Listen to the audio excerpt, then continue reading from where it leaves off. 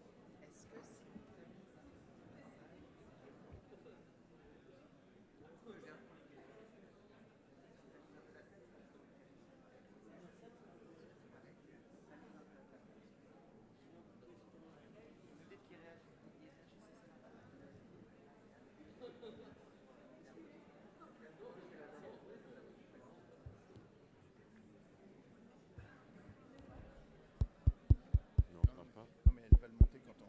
Ils sont en marche là-bas, on peut toucher, mais elles sont à zéro là. Elles, c'est elles qui montent pas comme ça. Ah bon, donc on fait rien. On va voir si ça va pas. J'aurais voulu savoir si quand elles mettent son ça va. Ah oui, c'est sur celle. Non, mais dans ce cas, laisse comme tu veux. Parce que du coup, après, tu pourras changer, il faudra que tu remontes, c'est ça. Baisse, peut-être. Baisse un tout petit peu. C'est bien rempli quand même. Ça doit faire 200 personnes. Oui, mais il y a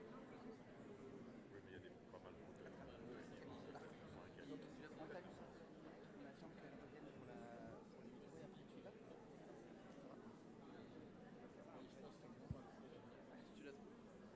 Oui, c'est bon, il est tout. Sinon, on fait regarder. Qui nous donne le top?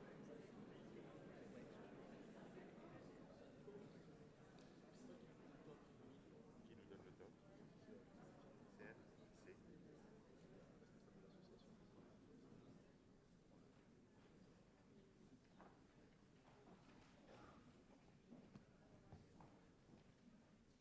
Bonsoir. Bonsoir à chacun. Au nom de l'association de la Fraternité, donc qui est une association de la paroisse de Saint-Mandé, qui assure entre autres la gestion de la canopée, café paroissial de Saint-Mandé, et d'autres œuvres de la paroisse. Donc nous vous souhaitons à chacun la bienvenue en cette salle des fêtes de la mairie de Saint-Mandé. Donc j'en profite pour remercier le service programmation de la ville de Saint-Mandé, sans qui cette soirée n'aurait pas été possible. Et puis notre maire, Julien Veil, merci pour votre accueil, ainsi que merci à toute son équipe.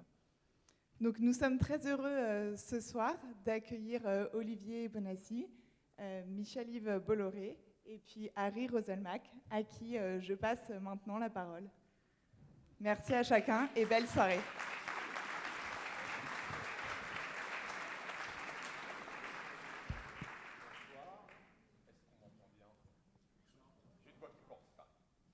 Je voudrais commencer. Ah ben c'est normal, je ne vais pas allumer le boîtier, c'est ça? Là, ça va être mieux.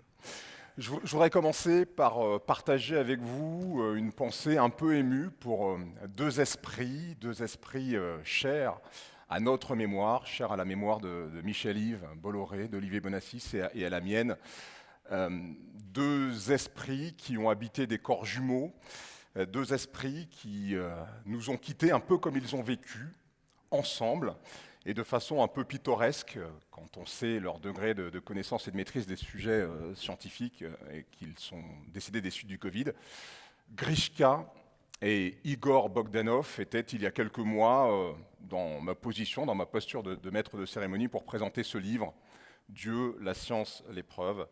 les livres que nous présentent ce soir Michel-Yves et Olivier. Donc je voulais commencer par leur rendre ce petit hommage. Alors nous sommes environ 250 dans cette salle. Chacun d'entre nous, nous avons vécu notre journée, nous nous sommes levés chacun à des heures différentes, nous avons fait nos rendez-vous, nous avons pris nos décisions, et puis en cette fin de journée, nous avons tous convergé vers cette salle, cette belle salle de la mairie de Saint-Mandé. Est-ce qu'on peut raisonnablement penser que nous sommes tous arrivés ici à la même heure par hasard? Eh bien, évidemment que non. Eh bien, dans le livre dont nous allons parler ce soir, Michel-Yves et Olivier postulent que, à l'instar de l'information qui nous a guidés ici ce soir à la même heure, il y a une information extrêmement fine, extrêmement précise, qui a piloté la création de l'espace, du temps, de la matière, qui a piloté également l'organisation de plus en plus complexe de cette matière jusqu'à l'émergence de la vie et jusqu'à nous, les êtres humains. Et d'après nos auteurs, comme pour tous les croyants, eh bien, à l'origine de cette information, il y a Dieu. Donc c'est un petit peu ce que nous allons interroger ce soir. Et je voudrais commencer par poser la première question à Michel-Yves Bolloré. Pourquoi, Michel-Yves, avoir voulu, au-delà de votre foi, montrer qu'il y a une démarche cartésienne et logique qui sous-tend cette foi et qui pose cette question de l'existence d'un créateur? Alors, bonsoir Harry, et merci d'abord d'avoir accepté de venir présenter cette soirée. Nous sommes très reconnaissants et d'avoir dit un mot aussi sur nos amis Bogdanov. Donc la question de savoir si on peut juste se limiter à la foi, moi je crois que ce n'est pas possible. Il est pour moi absolument essentiel que la foi et la raison concordent. Parce que si la foi est seule et qu'il n'y a pas la raison, c'est boiteux, c'est comme de marcher sur une seule jambe. Et le pape Jean-Paul II avait dit que l'homme était comme un oiseau qui avait deux ailes, une aile pour la foi et une aile pour la raison, et qu'il devait absolument s'appuyer sur les deux. Donc avoir la foi, c'est bien, mais de savoir pourquoi on croit en l'existence de Dieu, c'est-à-dire la raison et la science, c'est très important, si on le peut, de savoir pourquoi on le fait. Olivier, est-ce que vous pouvez nous définir ce à quoi vous pensez quand vous écrivez le mot Dieu? Qu'est-ce que Dieu pour vous? Alors, quand on parle de Dieu, on parle dans ce livre de Dieu à minima. C'est-à-dire qu'on parle simplement d'un être transcendant à notre univers, qui est non temporel, non spatial et non matériel, et qui a eu la puissance de tout créer et de tout régler pour que les atomes puissent être stables, pour que le soleil puisse exister et qu'à la fin, l'homme puisse advenir. Donc c'est une vision assez minimaliste de Dieu, qui s'oppose à la vision matérialiste, qui dit qu'il n'y a pas de Dieu, mais qui ne parle pas de qui est Dieu, ni de est-ce qu'il s'est révélé, comment vivre avec lui. Tout ça, c'est des questions qu'on ne traite pas dans le livre. Donc on a une seule question qui est très limitée. Existe-t-il un Dieu créateur dans l'univers, à l'origine de l'univers? Et un seul angle, la rationalité. Et ce livre est une enquête sur ce thème-là. Alors, c'est très vrai pour la première partie du livre, dont on va parler, qui parle effectivement des conditions de la création, de notre réalité. Est-ce que dans la deuxième partie du livre, où vous parlez de la figure de Jésus, où vous autopsiez un miracle qui est un miracle catholique, où vous parlez du peuple juif, est-ce que ce n'est pas une façon de limiter ce Dieu dont vous parlez à un Dieu judéo-chrétien? Alors non. En fait, encore une fois, ce livre ne parle ni de foi ni de religion. Alors, c'est vrai qu'on aborde des thèmes qui sont en rapport avec la foi et la religion, mais la raison est très simple, c'est que quand vous faites une enquête comme Colombo, Sherlock Holmes, vous allez regarder les preuves scientifiques, vous allez regarder s'il y a des empreintes digitales, de l'ADN, des téléphones mobiles, mais vous allez aussi regarder toute une série d'autres choses, des anomalies, des choses que les gens ne peuvent pas savoir, des incohérences. Et donc, c'est ça qu'on a recherché. Les 2/3 du livre sont sur la science, mais il y a une partie qui rappelle qu'il y a d'autres types de preuves, bien évidemment, et que ces preuves, si vous voulez, sont des anomalies de l'histoire. On a cherché les anomalies les plus flagrantes, celles qui, à notre avis, ont beaucoup de mal à pouvoir être expliquées sans surnaturel. On va y revenir tout à l'heure. Longtemps, la science a posé un regard sur le monde qui prétendait pouvoir se passer de l'existence de Dieu. On va voir que c'est moins vrai aujourd'hui. À quel moment, Michel-Yves, selon vous, ça a basculé? Alors, il y a eu une révolution au début du XXe siècle, une révolution tout à fait extraordinaire. Et cette révolution, elle a pris place après environ 350 ans où les découvertes ont semblé vouloir contester la foi. Tout le monde connaît, alors si on se place en 1500, tout le monde croyait en Dieu. De manière, il n'y avait aucune autre explication valable du monde. Et puis après, vous avez Copernic, on ne va pas s'étendre, tout le monde connaît, Galilée, qui a fait un choc, Newton, qui sont les premières équations de comment marchent les planètes, Buffon, qui montre que l'âge de la Terre est très élevé, qu'il n'est pas de quelques milliers d'années, Laplace avec le déterminisme, et puis ensuite l'évolution. L'évolution aussi qui a beaucoup choqué les gens de l'époque, Lamarck, et puis Darwin, et puis on continue avec Marx et Freud. Quand on arrive en 1900, la totalité de ces découvertes scientifiques ont vraiment beaucoup choqué effectivement les gens qui avaient la foi. Elles ont fait perdre la foi probablement à pas mal de gens. Et en 1900, Elles ont été combattues par l'Église d'ailleurs. Elles ont- Galilée en certains, étant oui, un illustre certains. exemple. on se retrouve en 1900 avec une majorité d'intellectuels et de scientifiques qui sont tout à fait athées. Et alors, ce qui est très amusant, c'est qu'après ces 3-4 siècles de découverte, on va tomber sur un siècle où le pendule revient complètement dans l'autre sens, c'est de ça dont on va parler, et il va y avoir cette remontée des découvertes qui fait qu'il est impossible d'expliquer l'univers sans recourir à la nécessité d'un Dieu créateur. Donc il y a la thermodynamique, le début et la fin de l'univers, les réglages fins de l'univers, et puis le passage de l'inerte au vivant. Donc cette révolution, elle date du début c'est le XXe siècle. Alors, cette révolution, Peut-être on peut préciser quand même que dans toute la descente, il n'y a aucune découverte qui va en réalité contre la croyance en Dieu. C'est juste qu'il y avait 3 choses. Ça choquait les gens parce que ça remettait en cause leur vision du monde. Ça permettait que la science, ça montrait aussi deuxièmement que la science commençait à répondre à des tas de questions auxquelles on n'avait jamais eu de réponse jusque-là.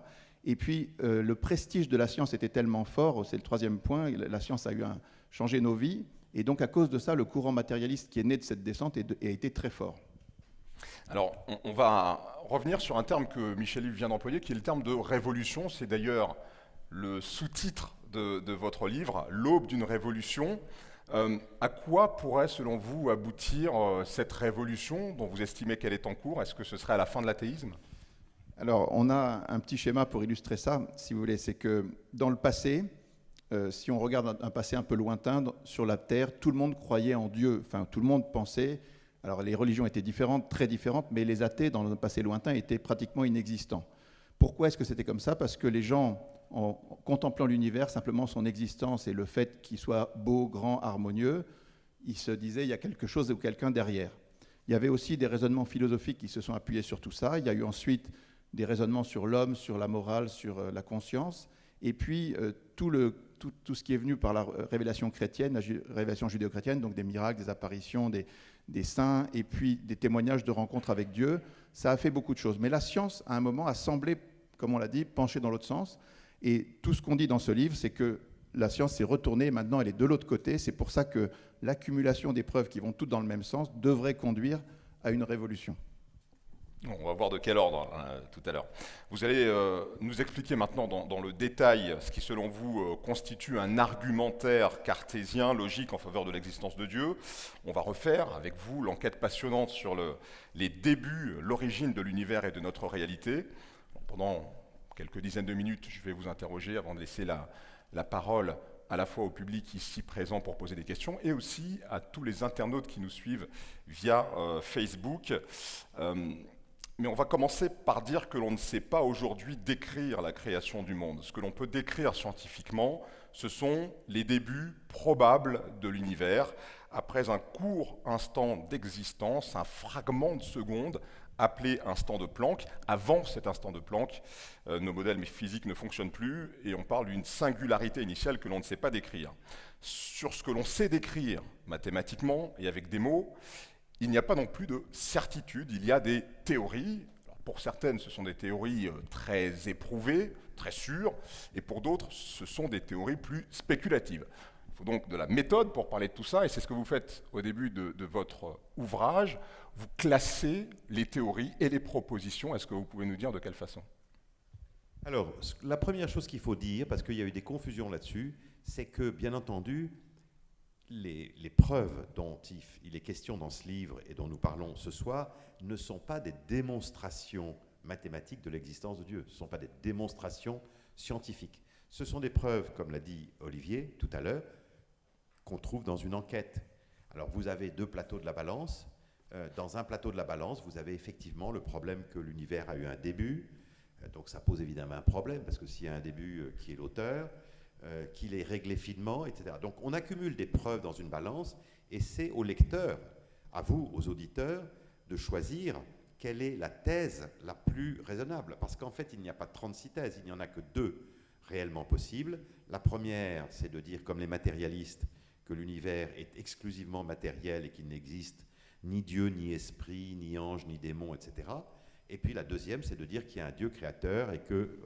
Alors, pas de démonstration, ce ne sont pas des démonstrations scientifiques, ce sont des preuves au sens d'enquête. Alors, les preuves, elles sont plus ou moins fortes. Il y a effectivement des degrés.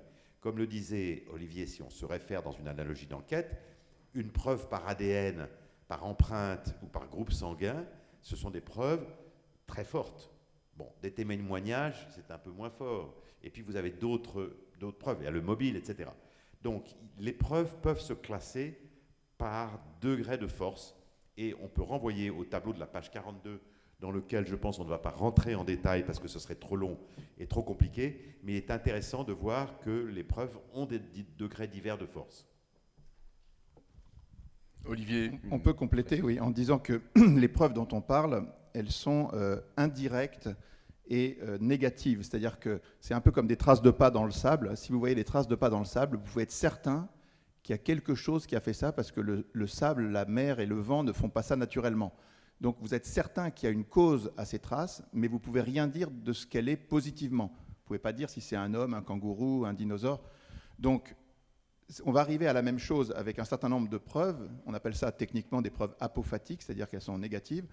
Et c'est ce à quoi la science va nous conduire aux limites, effectivement, sur un certain nombre de choses, dont les 2 principaux sont le début du temps, de l'espace et la matière, qui n'est pas forcément le Big Bang, mais tout converge à dire qu'il y a un début au temps, à l'espace et à la matière. Et s'il y a un début au temps, à l'espace et à la matière, ça veut dire qu'il y a une cause dont on ne peut rien dire, mais qui est ni temporelle, ni spatiale, ni matérielle, qui a eu la puissance de tout créer et qui en plus a tout réglé pour que ça marche. Vous voyez, on est, avec ces raisonnements-là, déjà exactement dans la définition de Dieu, de la philosophie et des religions classiques. Alors on va s'arrêter justement sur cette première preuve, qui est celle du commencement de l'univers. Aujourd'hui, ça a été longtemps contesté, mais aujourd'hui, il y a une forme de consensus pour dire que l'univers, notre réalité, n'a pas été de tout temps. Oui, absolument. Alors, c'est intéressant, ce livre est préfacé par un prix Nobel, Robert Wilson, qui est celui qui a découvert le rayonnement de fond cosmologique, c'est-à-dire ce qui a été finalement pour les scientifiques la preuve du Big Bang, c'est-à-dire un rayonnement qui a été prévu par des équations et qui a été ensuite observé exactement comme il a été prévu. Et donc ça a convaincu à peu près tout le monde dans les années 60, avec une autre preuve aussi.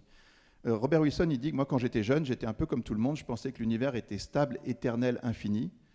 Et ma découverte met sur la table la question de la création.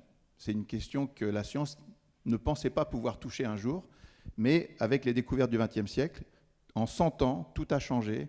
Aujourd'hui, cette question, on est obligé de se la poser. Donc, alors, la question du début, elle pose évidemment celle de ce qu'il y avait avant. Bien sûr. Qu'est-ce qu'on peut dire là-dessus de façon la plus scientifique possible? Qu'est-ce qu'on peut dire sur ce qui a précédé alors, sur le Big Bang, on peut dire 3 choses. Et les gens, d'habitude, en disent 2, mais il y en a une 3e qui est très importante. On peut dire d'abord qu'on est sûr qu'il y a eu un Big Bang. La saga du Big Bang que vous pouvez lire dans ce livre, c'est une suite de découvertes qui ne font que confirmer cette certitude que l'univers est en expansion. C'est absolument certain. On l'a théorisé, on l'a mis en équation, on l'a modélisé, on a fait des prévisions, on l'a observé. Tout le monde est d'accord. Donc il y a une expansion de l'univers. Et au début, il était très petit, très chaud, et c'était un point certainement.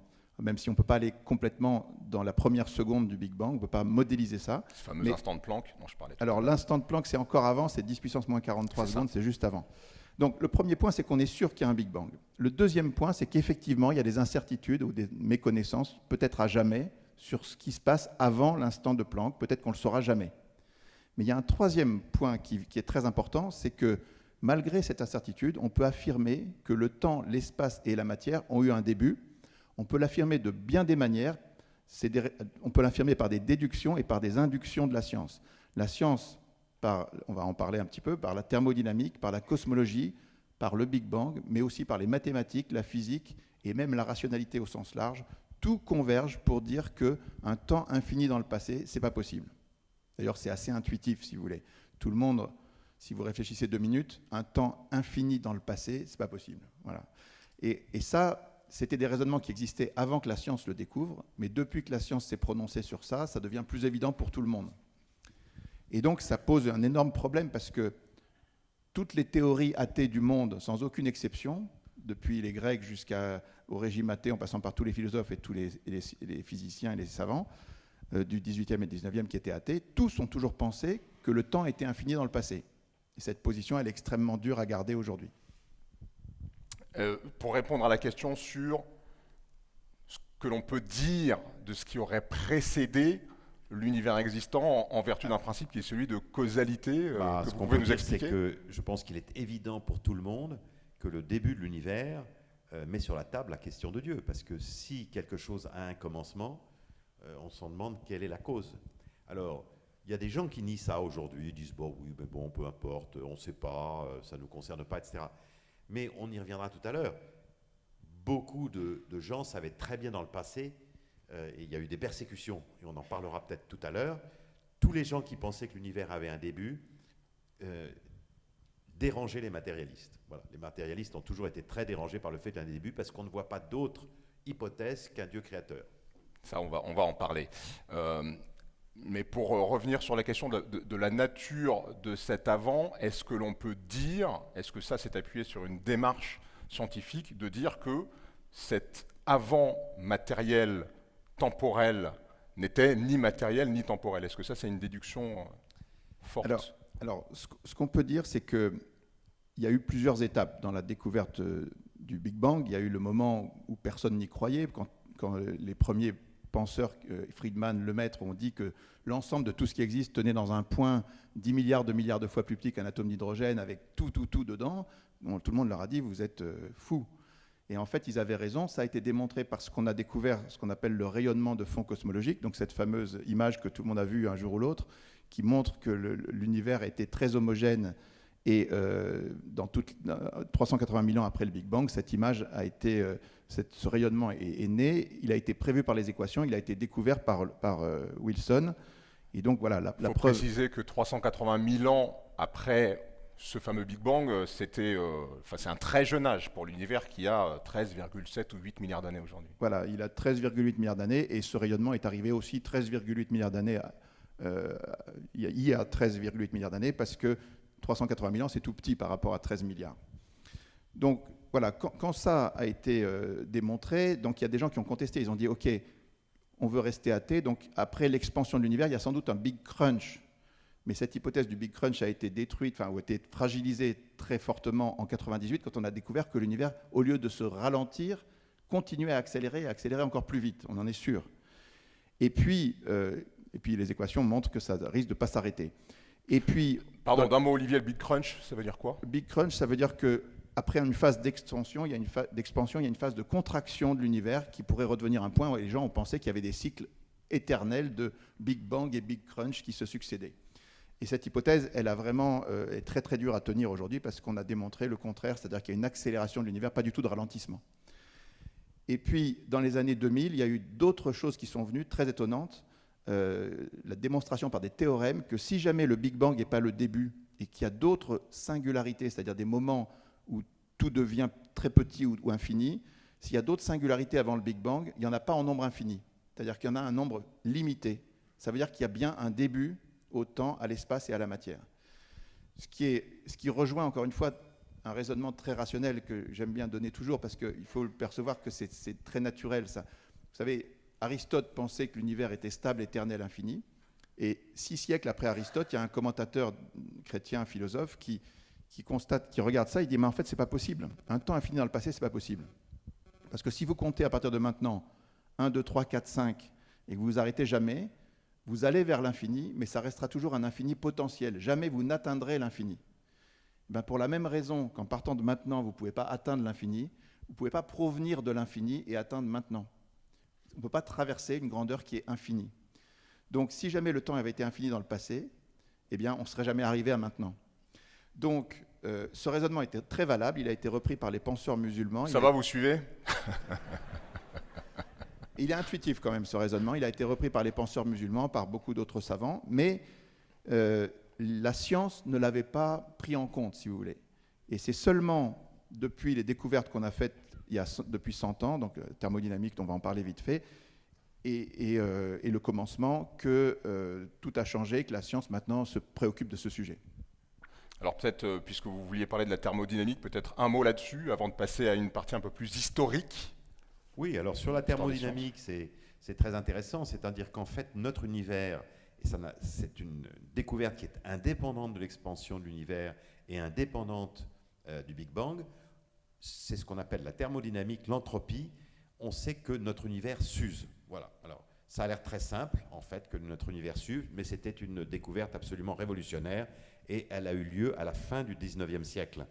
Alors, notre univers s'use exactement comme, voilà, dans une cheminée, vous mettez des bûches et il y a du feu.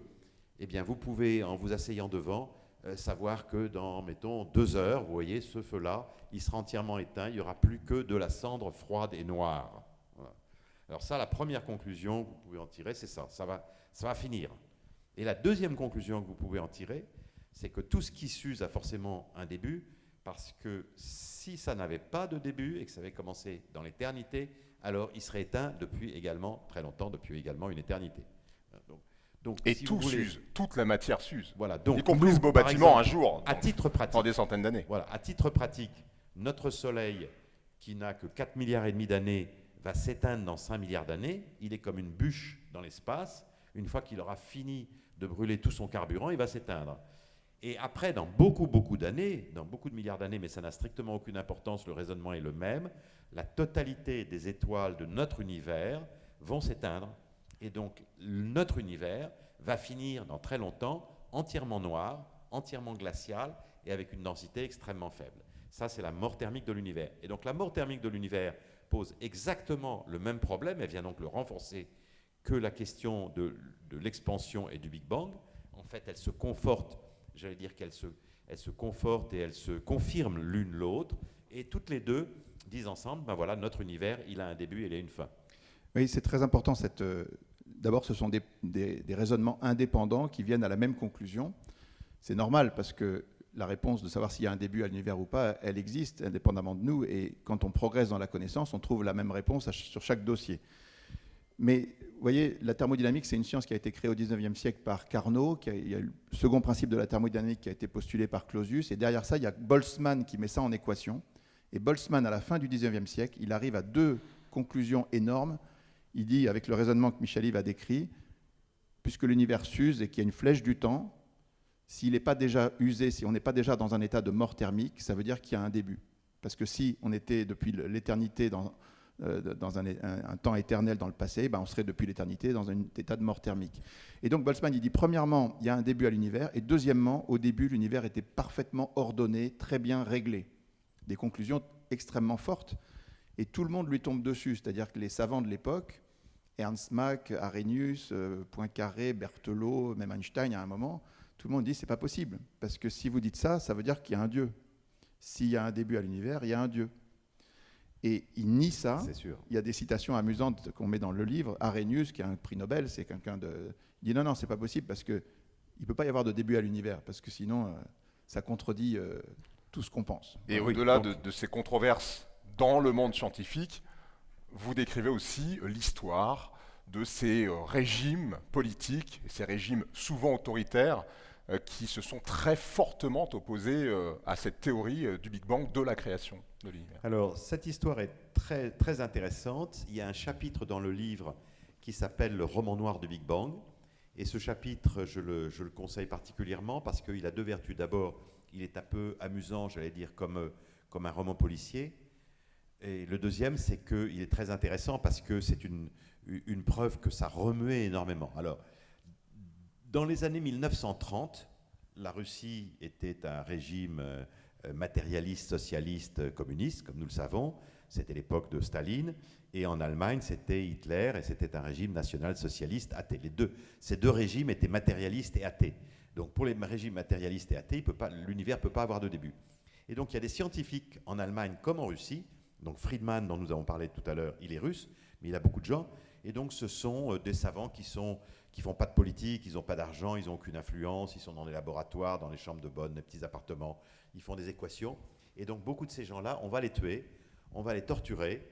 Quand je dis on, ce sont ces deux régimes-là, le régime soviétique et puis le régime de Hitler. On va les tuer, on va les torturer, on va les déporter dans des camps.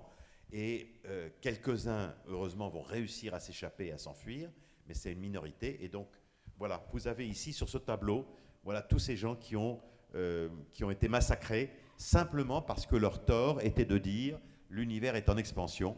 Et Staline, Lénine et Hitler comprenaient très bien que si l'univers est en expansion, c'est qu'il y avait un début. S'il avait un début, c'est que Dieu existait. Et ça, ce n'était pas digérable pour eux. Qui ont été tués ou qui ont dû fuir. Voilà. Pour certains, heureusement, Voilà, tous ne sont je pas ne morts. sais pas quelle page c'est dans le livre, mais c'est une des pages du roman noir du Big Bang. Est-ce qu'on peut voilà, s'arrêter très un instant sur la figure d'Alexander Friedman, qui est cet éminent mathématicien russe, dont on va fêter en 2022 un anniversaire. Oui, absolument, on va en dire un mot. Alors, d'où vient cette irruption de Friedman dans le paysage scientifique? Friedman fait ce que certains pensent être la découverte la plus extraordinaire de tous les temps en sciences, c'est cette idée que l'univers est en expansion. Ce qui veut dire que simplement la métrique de l'univers, c'est-à-dire sa géométrie, est en train de croître, on ne sait pas pourquoi, mais elle est grandie. Vous voyez, c'est très curieux comme phénomène. Alors d'où ça vient? Ça vient d'une révolution qui est celle d'Einstein. Einstein, au début du XXe siècle, en 1905 et 1915, il postule la théorie de la relativité restreinte et la théorie de la relativité générale. C'est un coup de génie où il dit, mais en fait, il faut tout reprendre parce qu'on pourrait imaginer que la vitesse de la lumière est un absolu qui ne peut pas être dépassé. Et si la vitesse de la lumière est un absolu, ça veut dire que le temps est relatif. Il est relatif à la vitesse. Et puis en 1915, il montre que que l'espace est courbé par les masses. En tout cas, il théorise tout ça, il le met en équation. Et assez rapidement, il y a des confirmations, c'est-à-dire que dès 1919, Eddington, dans une éclipse de soleil, repère que la lumière qui vient des étoiles qui sont derrière le soleil est déviée exactement comme le disent les équations d'Einstein. Et donc c'est complètement stupéfiant. Assez vite, en plus, Einstein reçoit le prix Nobel, non pas pour ça, mais pour l'effet photoélectrique en 1920. Donc Einstein arrive avec une théorie qui est révolutionnaire, incroyable, qui pose des équations qui parle de l'ensemble de l'univers pour la première fois, donc ça fait naître une science qui s'appelle la cosmologie. Et Einstein fait une petite erreur, c'est-à-dire que dans ses équations, il rajoute une constante parce qu'il voudrait que l'univers soit stable. Et là, il y a un grand génie, effectivement, des mathématiques qui s'appelle Friedman, qui, il y a exactement 100 ans, il y aura exactement 100 ans le 1er décembre, écrit un article dans la revue de physique allemande où il dit « Non, les équations d'Einstein sont instables. » Alors, il faut comprendre que lui, il a 26 ans, il a écrit un article dans la plus grande revue de mathématiques du monde à 16 ans, donc c'est vraiment un génie. Et à 26 ans, il est un des 4 ou 5 personnes sur la planète qui comprend les équations d'Einstein. Et il comprend qu'elles sont stables parce qu'Einstein a rajouté sa constante, non pas de manière un peu curieuse, comme un stylo que vous mettriez sur la pointe, si vous voulez. Une moindre fluctuation, un moindre frémissement fait tomber dans un sens ou dans l'autre. Donc il dit les équations sont instables, ça veut dire que l'univers est forcément en expansion. Et ça, c'est quelque chose d'un tremblement de terre, si vous voulez. Et 5 ans après, l'abbé Lemaître, qui est un prêtre belge, mais qui est un grand physicien aussi, fait exactement la même découverte, sans connaître. À l'époque, il n'y avait pas Internet, donc il ne connaît pas du tout ce qu'a fait Friedman. Et il fait les mêmes découvertes sur l'instabilité des équations et l'expansion de l'univers. Alors tout le monde trouve que c'est impossible, incroyable. Y compris Einstein, qui s'oppose à cette conclusion, qui découle pourtant de ces équations. Exactement. Jusqu'à ce que, 2 ans après, Hubble découvre que non seulement notre galaxie n'est pas la seule, qu'il y a d'autres galaxies plus loin, mais en plus qu'elles s'éloignent de nous d'autant plus vite qu'elles sont loin. Donc c'est exactement le modèle qu'avaient prévu Friedman et Lemaître dans la réinterprétation des équations d'Einstein.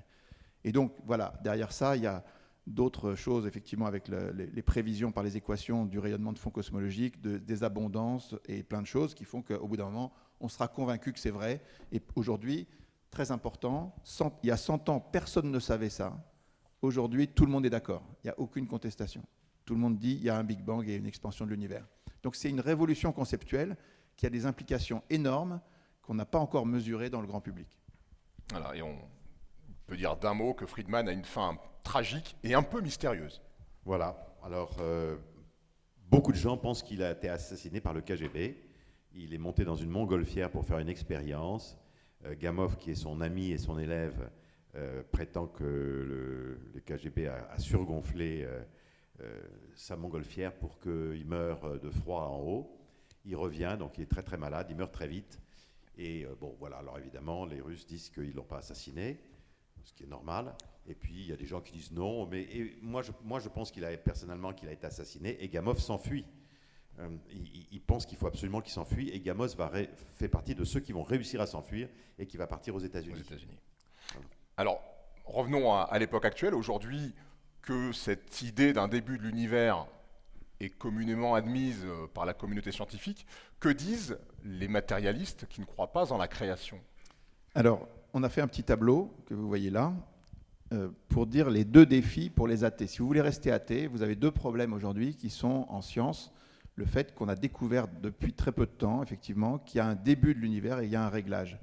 Alors, pour se positionner en tant qu'athée par rapport au début, c'est très compliqué parce que le raisonnement est très simple. Il y a un début au temps, à l'espace et à la matière, donc il y a une cause qui est ni temporelle, ni spatiale, ni matérielle. Terminé.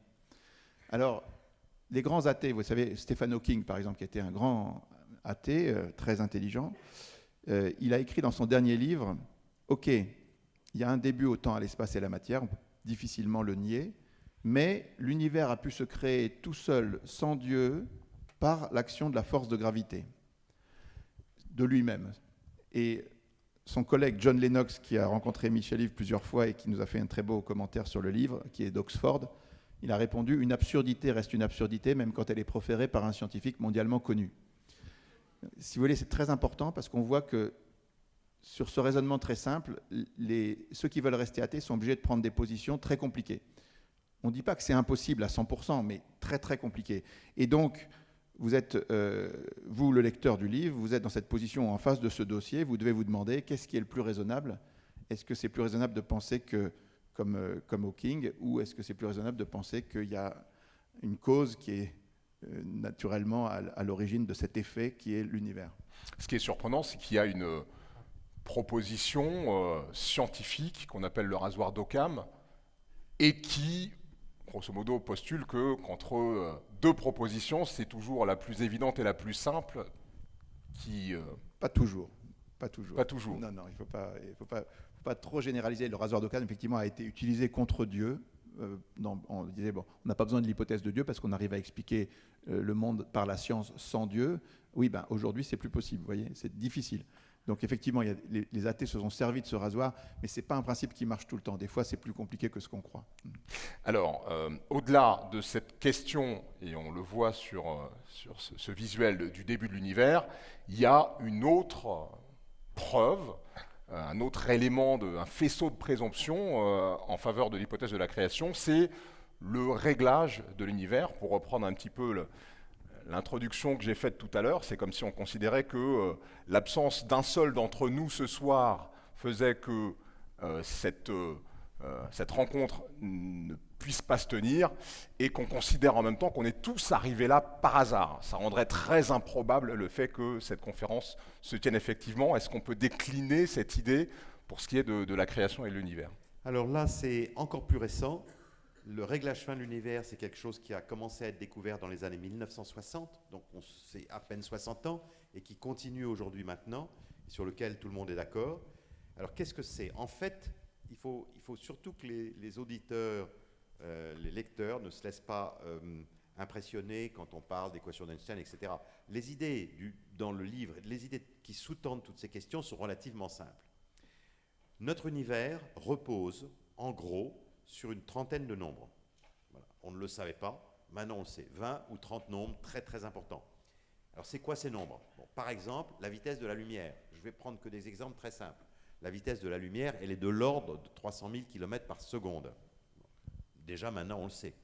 Mais grâce au fait qu'on arrive à modéliser l'univers et qu'on dispose de très très grands ordinateurs, on est aujourd'hui capable de faire des modèles d'univers, de les mettre dans des ordinateurs et de se dire, et si, à la place de 300 000 km par seconde, c'était 300 000 et puis on rajoute 1 km seconde de plus, qu'est-ce qui se passerait? À ce nombre-là, la vitesse de la lumière, mais aussi la force de la gravité. Pourquoi est-ce qu'une pièce de monnaie tombe sur le sol en 1 seconde? Parce qu'il y a une certaine force de la gravité. Et si c'était 1 seconde, virgule 1, qu'est-ce qui se passerait? Et puisque notre univers est en expansion, s'il est parti avec une certaine vitesse d'expansion, qu'est-ce qui se passerait si cette vitesse d'expansion était un peu différente? Donc il y a grosso modo une trentaine de grands compteurs qui sont là, que vous retrouverez dans le livre. Et il y a un savant qui s'appelle Dicke, qui a fait un calcul effrayant, c'est que si la 15e décimale, c'est effrayant la 15e décimale, un numéro de sécurité sociale, c'est 12 chiffres. Donc il faut en rajouter encore 3. Donc si on modifiait la dernière décimale, la 15e décimale de la vitesse d'expansion de l'univers, en 1 de plus, l'univers n'existerait pas parce qu'il serait complètement dilué, et 1 de moins, il serait retombé dans le Big Crunch sur lui-même. Donc, notre univers est réglé sur 30 nombres qui, chacun d'entre eux, sont réglés de façon extraordinaire. Alors ça, c'est aussi fort, c'est aussi quelque chose qui est complètement indépendant de la thermodynamique, c'est complètement indépendant du début de l'univers. Nous pouvons affirmer, et d'ailleurs tous les savants, même les matérialistes, sont d'accord, que notre univers est réglé d'une façon avec une précision absolument inouïe. Ça c'est très important, c'est effectivement...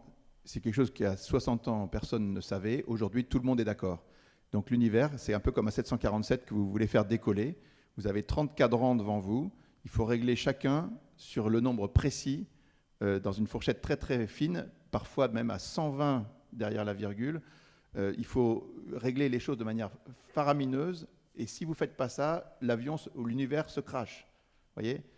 Et donc ça pose d'immenses questions. D'autant que ça a été renforcé par des considérations sur la biologie, qui sont aussi de l'ordre du réglage fin, parce qu'on peut peut-être aller vite sur la biologie, mais en gros, dans le passé, on pensait qu'on passait de l'inerte au vivant de manière assez simple, parce qu'il y avait une génération spontanée, et ou alors des molécules qui se frottaient dans un petit étang chaud, comme dit Darwin, et on arrive à faire du vivant.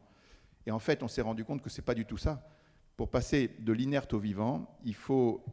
Tout ce qui est vivant sur la Terre est composé de cellules, c'est-à-dire que de bactéries jusqu'à l'homme en passant par toutes les plantes et tous les animaux, ce sont des cellules, c'est-à-dire qu'il y a de l'ADN et des protéines et un ribosome.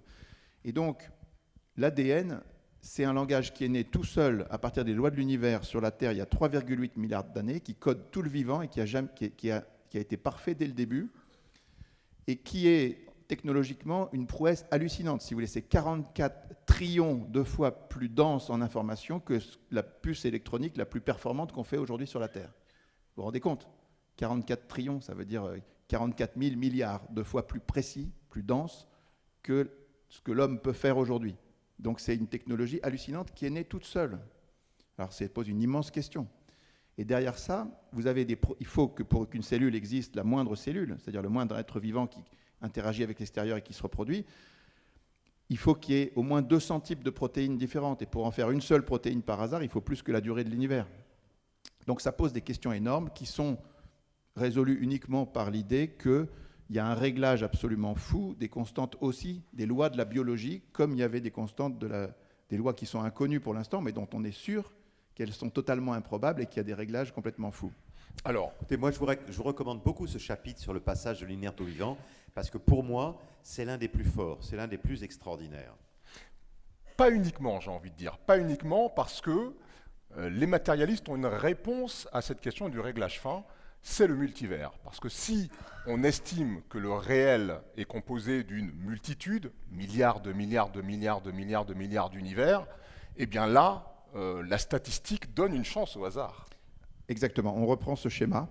Vous avez vu dans ce schéma, donc le début, ça a été quelque chose qui était corrélé par différentes sciences, thermodynamique, cosmologie, Big Bang, tout ce que vous voulez, et rationalité, mathématiques, physique. Et puis le réglage, c'est le deuxième caillou dans la chaussure des matérialistes, avec, pareil, deux propositions. Donc il faut d'abord dire on a constaté, tout le monde est d'accord, qu'il y a un réglage complètement fou des données de l'univers et des lois de la physique et de la biologie. Tout le monde est d'accord. Donc, il faut trouver l'explication. Quelle est l'explication? Alors, il y en a deux. Il y a une explication des croyants qui dit que Dieu a tout réglé, comme dit la Bible, avec mesure, nombre et poids. Il a voulu que ça soit viable, ce qui est très logique. Vous savez, Einstein fait une phrase un peu dans ce sens-là. Il dit « Tout homme sérieusement impliqué en science finira par découvrir qu'un esprit supérieurement intelligent, infiniment plus grand que celui de l'homme, se manifeste dans les lois de la nature. » C'est exactement ça. C'est une phrase que les Bogdanov aimaient bien répéter, mais elle est très forte parce qu'elle dit exactement la logique de ce réglage. Alors, si vous ne croyez pas en Dieu, ça c'est l'hypothèse avec Dieu, mais si vous ne croyez pas en Dieu, si vous refusez Dieu, alors ça doit être le hasard qui explique tout ça. Mais les chiffres d'improbabilité sont tellement énormes qu'il faut qu'il y ait un nombre hallucinant d'univers côte à côte, qui soit créé par une machine à créer des univers dont on ignore tout, et que les univers créés fassent varier un petit peu les constantes dans une plage d'ailleurs bien réglée, pour que ça marche. Alors, pour vous donner une idée de ce que ça représente, les chiffres qui sont donnés par les scientifiques, les hypothèses en physique seulement, il faudrait qu'il y ait 10 puissance 500 univers. Et en biologie, c'est encore pire, c'est 10 puissance 340 000 univers, pour que ça puisse se faire par hasard. C'est pas exclu. Alors non, c'est pas exclu. Simplement, il faut essayer de réaliser ce que ça veut dire. Alors, quand on dit 10 puissance 500, par exemple, c'est la théorie des cordes. Vous voyez, il y a des milliers de scientifiques qui travaillent là-dessus aujourd'hui. Alors, quand on parle de multivers, en général, on vous montre une image comme ça, où il y a une dizaine de multivers. Vous voyez, des bulles d'univers qui sont créées, on ne sait pas comment, mais qui sont créées. Mais 10 puissance 500 multivers, ce n'est pas cette image. Pour faire comprendre ce que ça veut dire, il faut réaliser que 1 milliard, c'est beaucoup, 1 milliard. Si on vous demande de compter jusqu'à 1 milliard en prononçant un chiffre à chaque seconde, jour et nuit, il va vous falloir plus de 30 ans. Donc si vous devez compter jusqu'à 1 milliard de milliards, il vous faudra 2 fois la durée de l'univers. Et si vous devez compter jusqu'à 1 milliard de milliards de milliards, il vous faut 2 milliards de fois la durée de l'univers. Et pour que vous compreniez ce que c'est que 10 puissance 500, c'est 10 000 milliards de milliards de milliards de milliards de milliards de milliards. Vous voyez, là on n'a fait que la première phrase. Donc, ce que les athées doivent croire, si vous voulez être athée et croire au multivers, vous êtes obligé de croire qu'il existe au minimum, simplement pour la physique, sans regarder même la biologie qui est encore plus compliquée, que ces univers-là, ce nombre d'univers-là, existent vraiment quelque part. Voilà, donc vous avez le droit de croire ça, mais après c'est à vous de sous-peser la crédibilité de cette preuve, cette hypothèse. Qu'est-ce qui est le plus raisonnable? Voilà, il faut penser qu'est-ce qui est le plus raisonnable. Alors je vais avoir une petite pensée très rapide pour tous nos internautes et simplement dire à mes amis de la technique que le réglage du code de cette tablette n'est pas super fin, mais si je tape par hasard, je pense que je vais mettre au moins 2 mois à pouvoir la débloquer. Donc simplement, si on peut me la débloquer, ça facilitera tout à l'heure les échanges avec nos amis internautes. Voilà pour la parenthèse qui est fermée. Merci beaucoup. Je voudrais qu'on parle maintenant du principe anthropique fort, qui est un principe que vous défendez dans ce livre, et qui est sans doute un peu plus contestable. En tout cas, on va voir ce qu'il en est. Alors ce principe anthropique fort, il postule que l'univers aurait une finalité, et que cette finalité serait nous, les hommes. Eh bien, écoutez, en fait, finalement, on revient, il n'y a que 2 thèses. On revient toujours à la même chose, il n'y a que 2 thèses possibles. L'univers est entièrement matériel et Dieu n'existe pas, première possibilité. Et deuxième possibilité, Dieu existe, il a voulu l'univers, c'est lui qui l'a créé.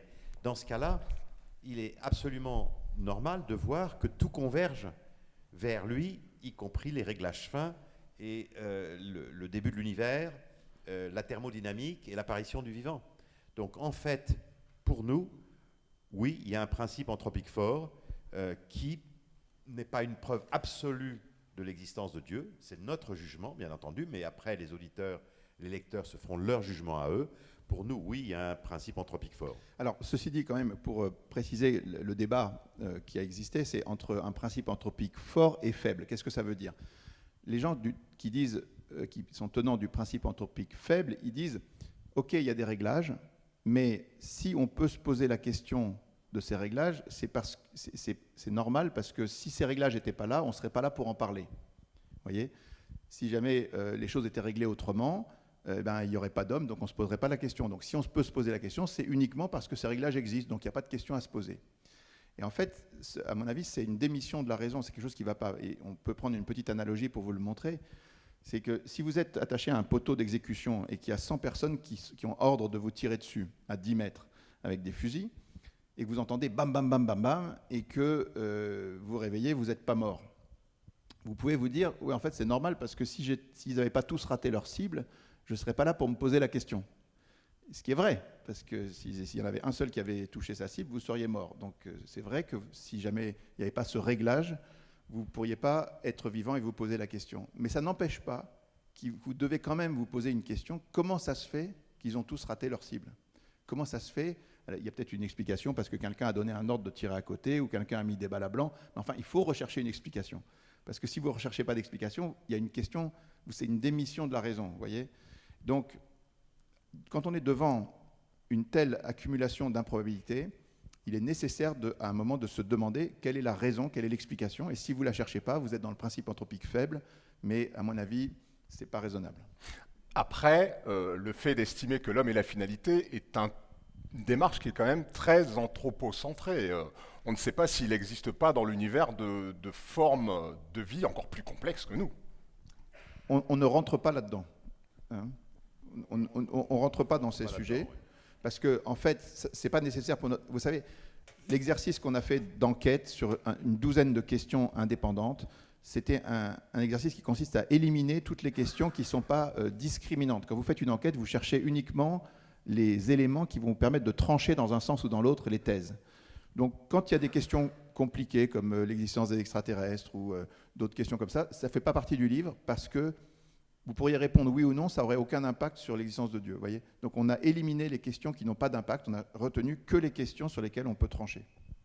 Alors, je voudrais qu'on s'arrête un instant sur le chapitre du livre consacré à Kurt Gödel. Moi, c'est un chapitre qui m'a passionné pour plusieurs raisons. D'abord, parce que je connaissais mal le personnage et que je connaissais mal aussi sa discipline. C'était un logicien, il faisait de la logique. Est-ce que vous pouvez nous expliquer ce que c'est? Et qui était ce monsieur? Alors, c'était d'abord un très grand mathématicien et logicien, c'est-à-dire qu'il utilisait ce qu'on appelle la logique modale, c'est-à-dire que c'est une discipline particulière des mathématiques. Et en fait, Gödel a fait une révolution conceptuelle en 1931. C'est un petit gamin. Et à l'époque, tous les mathématiciens cherchaient à trouver ce qu'ils appelaient la solution finale, c'est-à-dire à démontrer que dans l'univers, on pouvait tout démontrer dans un système logique, on pouvait tout démontrer. Et Gödel pose un théorème qui dit exactement l'inverse, et que tout le monde admet très vite, qui dit qu'au contraire, dans un système logique, il y a forcément des propositions qui échappent aux démonstrations, qu'on appelle en gros les axiomes, et qui sont nécessaires. Donc, c'est-à-dire que c'est très intéressant parce que pour la première fois, à l'intérieur d'une démarche de sciences mathématiques et logiques, on démontre qu'il existe des choses qui échappent nécessairement aux mathématiques et à la logique. Et c'est très amusant parce que c'est un peu ce que fera la mécanique quantique aussi, quand elle montrera qu'à l'intérieur d'expériences physiques, on peut démontrer qu'il existe forcément une réalité au-delà de la physique. Donc la science moderne, très important, la science moderne démontre qu'il existe un au-delà de la science, nécessairement, dont elle ne peut rien dire positivement, sauf une seule chose, c'est qu'il existe. Et c'est comme ça que le début de l'univers, c'est pareil, ça démontre qu'il existe quelque chose avant, mais dont on ne peut rien dire, sauf que ça existe, il y a forcément une cause. Le réglage, ça démontre qu'il y a une intelligence ou quelque chose qui a provoqué ça, dont on ne peut pas dire grand-chose, sauf que c'est nécessairement vrai. Voilà, donc on a des situations nouvelles, et Gödel a fait ce théorème d'incomplétude qui a été une révolution conceptuelle très importante, mais il a fait dans une deuxième partie de sa vie quelque chose de très compliqué. Il a repris ce qu'on appelle la preuve ontologique, démonstration logique de l'existence de Dieu, à partir de postulats très limités. Et c'est très amusant parce que c'est une démonstration qui est très compliquée. Moi, je ne la comprends pas. On va pas faire ce soir. Moi, je ne la comprends pas. C'est très difficile. Mais les ordinateurs ont démontré aujourd'hui qu'elle était vraie, sa démonstration. Alors, après, ça ne convainc personne, mais ça a quand même fait la une de Science et Vie. Science et Vie a dit « Dieu existe, c'est logique », alors que Science et Vie est un journal vraiment relativement matérialiste dans ses options, mais ils ont reconnu que la preuve de Gödel était valable. Voilà, ça convainc ceux qui veulent, mais en tout cas, Harry aime bien. Voilà. C'est une pierre de plus dans la balance. Alors, on va passer à la partie plus religieuse du livre, où vous postulez que dans un monde sans Dieu, il n'y aurait pas de prophétie ni de miracle. Ce à quoi on peut vous répondre que les prophéties et les miracles, ça n'existe pas, et que c'est juste des phénomènes qu'on est incapable d'expliquer en l'état de nos connaissances, mais que ce ne sont pas forcément des phénomènes qui feraient intervenir un Dieu créateur. Alors il faut rester effectivement avec ces questions de prophétie et de miracle, il faut rester dans le champ de la raison, de la rationalité pure. Et c'est très intéressant parce qu'il n'y a que deux thèses, on l'a dit plusieurs fois, et donc dans la thèse où Dieu n'existe pas, il n'existe pas de miracle. Un miracle, par définition, c'est quelque chose qui viole les lois naturelles, c'est-à-dire qui est absolument irréalisable. Ce n'est pas quelque chose qu'on ne comprend pas, c'est quelque chose qui viole les lois naturelles. Donc, soit Dieu n'existe pas et il n'y a pas de miracle, soit on peut constater un miracle, et dans ce cas-là, la thèse Dieu n'existe pas est fausse. Et si donc la thèse Dieu n'existe pas est fausse, ça veut dire que Dieu existe. Donc en fait, on voit très bien que la question, c'est de dire... Pour vous, le miracle, ce n'est pas juste l'indémontrabilité, c'est la violation de lois naturelles qui ne peuvent pas l'être. Est-ce qu'on peut trouver un miracle dont on peut se convaincre les uns les autres? Est-ce qu'on peut se trouver un miracle dont on peut être convaincu qui viole les lois de la nature? Alors, nous proposons, ce n'est pas pour faire de la religion, nous proposons un exemple. Il se trouve que c'est un miracle de l'Église, bon, très bien, de la foi catholique, pourquoi pas. Et c'est un miracle qui est très intéressant. On vous laissera le plaisir de lire ce chapitre. On vous posera, vous serez là-dedans comme des enquêteurs, parce qu'il y a très peu de solutions possibles. C'est le miracle de Fatima en 1917. 1917, c'est il n'y a pas longtemps, c'est il y a 100 ans seulement. Ça se passe dans un pays européen, au Portugal. Il y a des photographes, il y a des journalistes. C'est dans un pays qui est très anticlérical à l'époque, qui est violemment anticlérical. Il n'y a plus d'enseignement catholique, il n'y a plus d'ordre religieux, etc. Et donc, des enfants vont annoncer 3 mois à l'avance, et ce sera dans tous les journaux, que le 13 octobre à midi, il y aura un miracle du soleil. Voilà. Alors, il y a très très peu d'hypothèses possibles, on ne va pas les décrire toutes ici. Enfin, grosso modo, il ne s'est rien passé. C'est un phénomène météorologique, c'est un phénomène cosmologique, c'est une hallucination, c'est une supercherie. Et si c'est rien de tout ça, uniquement 5 hypothèses, et bien forcément c'est un miracle. Donc on vous laisse, je pense que c'est aussi très intéressant, il y a plein d'articles de journaux, c'est assez amusant d'aller et puis de se trouver sa propre solution. Parce que si on est matérialiste, on ne peut pas clore le chapitre, il faut trouver, il faut dire, ben voilà, moi je crois qu'il s'est passé ça. Alors ça c'est très intéressant ce que dit Michel-Yves, parce que beaucoup de gens nous ont reproché, ils ont dit mais pourquoi vous mettez un chapitre sur Fatima dans ce livre? Alors l'explication c'est celle que Michel-Yves vient de donner, mais ce qui est intéressant c'est qu'à chaque fois on retourne la question en disant quelle est votre explication à vous de ce qui s'est passé? Regardez le dossier. Michel-Yves, il y a quelqu'un qui récemment disait ça, il dit tiens je vous propose un petit jeu, dites-moi quelle est votre explication rationnelle? Et en fait il n'y en a jamais. Oui. Les gens ne nous répondent pas sur ce sujet, c'est très drôle. Les gens disent mais qu'est-ce que vient faire un chapitre sur un miracle dans le livre de la science, c'est pas normal, etc.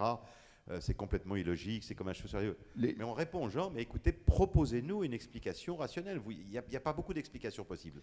Merci, écrivez-nous, qu'est-ce que vous trouvez? Il faut quand même reconnaître, avoir l'humilité de se dire que la raison ne résout pas tout aujourd'hui. Peut-être que dans 200 ans, il y aura des réponses rationnelles à des phénomènes qu'on est incapable d'expliquer aujourd'hui. Écoutez, on est aujourd'hui, chacun, quand se positionne face à l'existence de Dieu, nous avons deux plateaux de la balance, voilà, qu'on a montré il y a 2 plateaux de la balance. Vous mettez les arguments en faveur de l'existence de Dieu, ceux en faveur de son inexistence, et chacun se détermine. Mais moi, je pense qu'on a mis une pierre de plus avec Gödel, avec ses démonstrations mathématiques, et je pense que le miracle de Fatima vient rajouter un élément de plus dans ce plateau de la balance. C'est notre avis. Mais après, chacun, naturellement, est libre. Non, mais souvent, il y a des gens qui nous disent finalement, un miracle météorologique, quelque chose de bizarre dans le soleil, pourquoi pas? Mais la question qui vient derrière, c'est comment vous expliquez que 3 enfants illettrés de 10 ans ont prévu 3 mois à l'avance le jour, l'heure, le lieu de ce miracle que jamais personne n'a vu dans l'histoire? Donc c'est ça qui donne à penser. Et qui a été observé par des dizaines de milliers de personnes, puisqu'il y avait des dizaines de milliers de personnes. Il y avait entre 50 et 70 000 personnes. Alors juste pour la petite histoire, et se faire des anecdotes amusantes, nous on n'a retenu que 6 hypothèses possibles, et il y a des gens qui nous disent vous avez oublié l'hypothèse des Martiens. Ces Martiens qui sont venus faire une sorte de pyrotechnique dans le ciel. Bon, alors, très bien par exemple. Et puis il y a quelqu'un d'autre qui nous a écrit mais vous avez oublié l'hypothèse du démon. Alors, je lui ai répondu, je lui ai dit, écoutez, monsieur, si le démon est venu faire effectivement quelque chose dans le ciel, ça c'est possible, mais dans ce cas-là, si le démon existe, alors Dieu existe aussi. Parlons un peu de Jésus, parce que vous consacrez aussi un chapitre du livre à la figure de Jésus.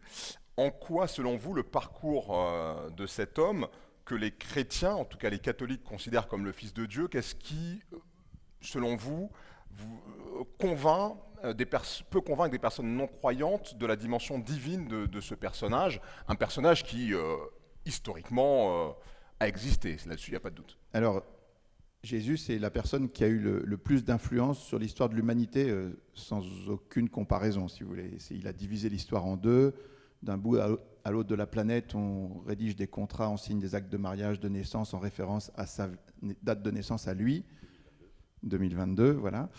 Et donc voilà, il pose une question parce que si on devait s'attendre à ce que quelqu'un ait une énorme influence sur l'histoire de l'humanité, c'était certainement pas un jeune charpentier de 30 ans qui sort d'un petit village comme Nazareth, qui va dans la campagne pendant 3 ans parler à un certain nombre de gens et qui trouve 12 amis et qui après meurt. Une histoire comme ça, il n'y a aucune raison que ça fasse floresque, si vous voulez, qu'il se passe quelque chose derrière. Et donc, c'est un peu comme toutes les enquêtes de ce livre, vous devez vous poser la question, comme dans le cas de Fatima, vous devez vous demander, est-ce que dans le cas de Fatima, vous avez 2 hypothèses. Dieu existe, et dans ces cas-là, la Sainte Vierge a pu apparaître peut-être à des enfants en leur donnant un truc surnaturel, mais si Dieu n'existe pas, vous expliquez comment. Ben là, c'est pareil. Si Dieu existe, qu'il ait un rapport avec ce Jésus, tout devient relativement cohérent, si vous voulez. En tout cas, c'est peut-être dur à croire, mais en tout cas, c'est cohérent. Par contre, si Dieu n'existe pas, l'histoire de cet homme défie toutes les lois de l'histoire et de la sociologie et de tout ce que vous voulez. C'est très dur de trouver une explication rationnelle. Et puis en plus, il a dit à un moment, le ciel et la terre passeront, mes paroles ne passeront pas. Et alors, il n'a pas pris la précaution d'écrire quoi que ce soit. Il n'a rien écrit. Il n'a fait aucune conquête, il n'a levé aucune armée, il n'a pas fait de découverte en sciences, il n'a rien fait en littérature, il n'a pas changé les lois de la cité, rien du tout. Et pour que ces paroles restent, c'était compliqué. Et en fait, 2000 ans après, c'est le best-seller de tous les temps, la Bible. Et notre livre, c'est un moustique par rapport à ça, vous voyez. Donc, comment vous expliquez ça? Ça pose une question. Et chacun doit se poser la question en se demandant est-ce que c'est plus raisonnable de penser l'hypothèse Dieu existe ou l'hypothèse Dieu n'existe pas? Alors, tout au long de ces 2022 années depuis la naissance de Jésus-Christ, il y a eu un certain nombre de théories qui ont été échafaudées sur ce personnage dont, encore une fois, on ne doute pas de l'existence historique. Certains l'ont décrit comme un sage, comme un fou, comme un aventurier, comme un prophète, comme le Messie humain du peuple juif, et enfin pour nous, comme le Fils de Dieu. Alors dans votre livre, vous faites un exercice assez amusant. Vous invalidez, avec quelques arguments rationnels, les 5 premières propositions. Alors si on peut faire un petit jeu de dire avec un argument pourquoi, selon vous, ça ne peut pas être qu'un sage. Alors, un sage, c'est Renan qui l'a dit, un grand historien. Il a dit Jésus est le plus grand homme de tous les temps, mais ça n'est qu'un homme, c'est un grand sage. Voilà. Pourquoi est-ce que ça n'est pas un grand sage? Parce que c'est absurde, parce qu'il a dit aux gens tes péchés sont pardonnés, parce qu'il a dit avant que Abraham ne soit, moi je suis. Abraham, il est vécu 2000 ans avant.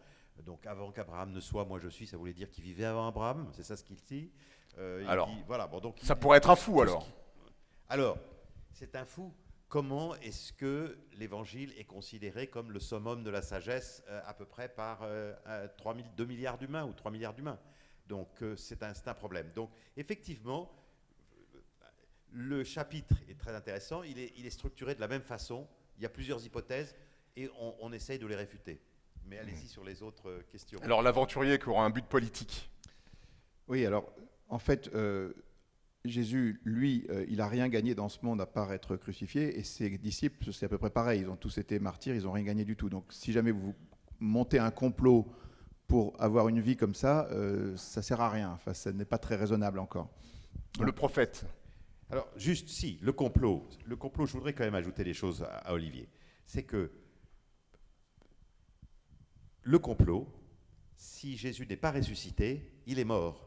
Et donc son corps était dans un tombeau.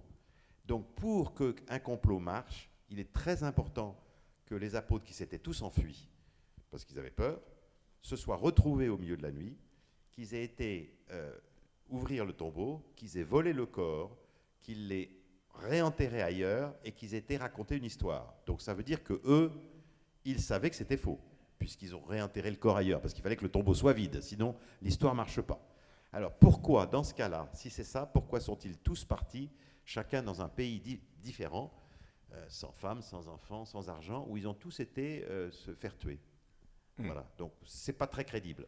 Voilà. Mais c'est une enquête là aussi, et je pense qu'elle est fort intéressante.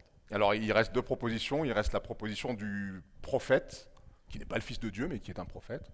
Alors quelqu'un qui vient et qui dit tes péchés sont pardonnés et qui parle et agit au nom de Dieu, parce que ce qui est très frappant, c'est que tout l'Ancien Testament définit qui est Dieu par des titres qui lui sont réservés, des prières ou des actes qui lui sont réservés, et en fait Jésus s'attribue, ou on lui attribue, en tout cas dans l'environnement, tout ce qui était réservé à Dieu.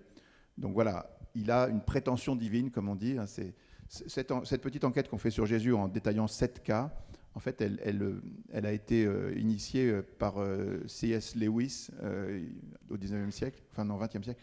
C.S. Lewis, il dit il n'y a que 3 cas logiques, si vous voulez. Cet homme prétend, agit et parle comme s'il était Dieu. Donc, soit il est vraiment Dieu, soit il n'est pas Dieu, et dans ces cas-là, il n'y a que 2 hypothèses, soit c'est un fou, soit c'est un menteur.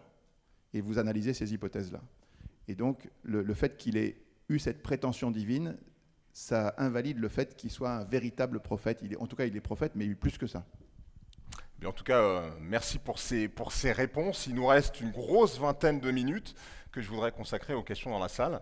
Comme je le disais tout à l'heure, on est près de 250. J'imagine qu'il y a quand même quelques questions. Donc, on va faire circuler dans la salle un micro. Alors, par expérience, les mains mettent toujours un peu de temps à se lever au début. Et puis, quand on dit c'est terminé, il y en a 10 qui se lèvent. Alors, donc, je vous encourage sur ces questions, sur ce sujet où il y a pas mal d'inconnus et de choses, en tout cas, à démontrer, de poser des questions. Allez-y, monsieur. Bonsoir.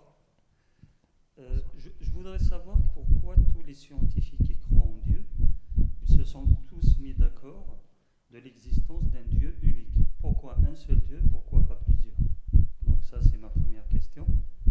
Ma deuxième question, vous avez mené une enquête sur la religion catholique. Est-ce que vous avez essayé de faire pareil sur d'autres religions, l'islam par exemple? Alors, encore une fois, l'enquête qu'on a... Pourquoi est-ce qu'on a choisi aussi la Bible, par exemple? On a choisi la Bible comme sujet d'enquête, parce qu'il nous est apparu que le fait qu'un peuple, tout d'un coup, un peuple de bergers, dénonce les croyances des grands empires qui l'entourent, l'Égypte, la Perse, Babylone, Rome, en disant « vous avez tort sur Dieu, il n'y a pas de Dieu avec des têtes de chameaux qui se battent entre eux, qui sont nombreux, mais il y a un seul Dieu qui est transcendant, qui a tout créé, il y a eu un début, il y aura une fin. Il n'y a pas parmi les hommes des demi-dieux comme les pharaons ou les empereurs, ce n'est pas des demi-dieux ou des sous-hommes, c'est pas vrai, on est tous au même niveau. Et dans la nature, il n'y a pas de Dieu non plus. Vous voyez, le peuple hébreu, tout d'un coup, il a des prétentions très très fortes sur Dieu, le prochain et la nature, alors qu'il n'est pas du tout équipé intellectuellement pour le faire. Donc c'est une énigme. Donc ce qu'on a cherché en fait dans l'histoire, c'est ce qu'on appelle des anomalies. La science progresse en regardant les anomalies, parce que les anomalies obligent à remettre en cause les théories, si vous voulez. Donc il nous est apparu que ces cas-là étaient des cas spécialement intéressants d'un point de vue d'analyse, et que c'était très difficile à expliquer en dehors du surnaturel. C'est pour ça qu'on a choisi ces cas-là. Voilà, juste quand même sur la question, pour revenir à la question,